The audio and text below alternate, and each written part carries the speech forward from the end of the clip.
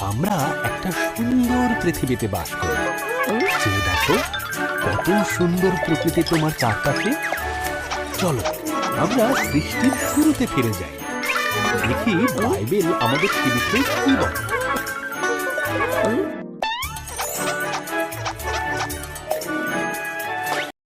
সৃষ্টির শুরুতে ঈশ্বর আকাশমণ্ডল ও পৃথিবী তৈরি করলেন। ঈশ্বর অন্ধকারকে বললেন, আলো হোক। এই আলোকে তিনি নাম দিলেন দিন, আর অন্ধকারকে নাম দিলেন রাত্রি। প্রথম দিন শেষ হলো। এরপর ঈশ্বর উপরের জল থেকে নিচের জলকে আলাদা করে ফাঁকা জায়গা তৈরি করলেন, যার নাম দিলেন আকাশ। দ্বিতীয় দিন শেষ হলো।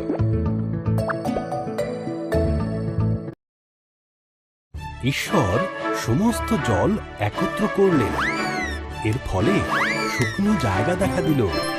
তিনি শুকনো জায়গার নাম দিলেন ভূমি, আর জমা জলের নাম দিলেন সমুদ্র। তারপর তিনি তৈরি করলেন ঘাস, শস্য ও গাছপালা। তৃতীয় দিন শেষ হল।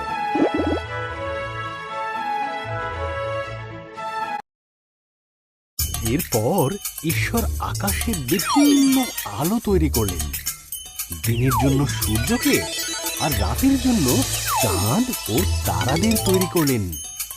চতুর্থ দিন শেষ হল।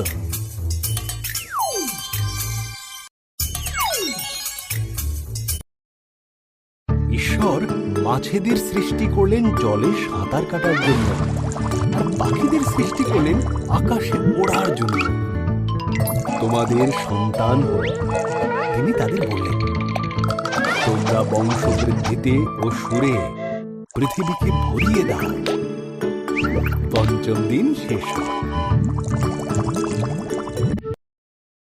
এরপর ঈশ্বর পশুদের সৃষ্টি করলেন।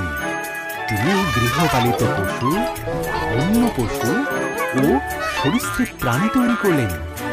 ঈশ্বর বললেন, আরো একটি সৃষ্টি বাকি আছে, যা সবার মধ্যে অত্যন্ত মূল্যবান।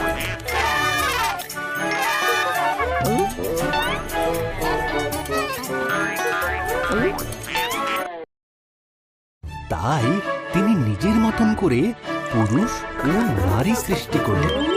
তিনি বললেন, তোমাদের সন্তান হোক, পৃথিবীর দায়িত্ব নাও, মাছ ও পশু পাখিদের যত্ন রেখো। ষষ্ঠ দিন শেষ।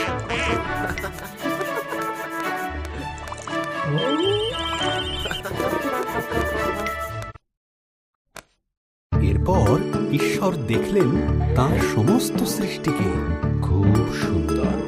তিনি বললেন, এই সপ্তম দিনে তিনি বিশ্রামে গেলেন এবং দিনটিকে স্মরণীয় করে রাখলেন। সপ্তম দিন শেষ হলো।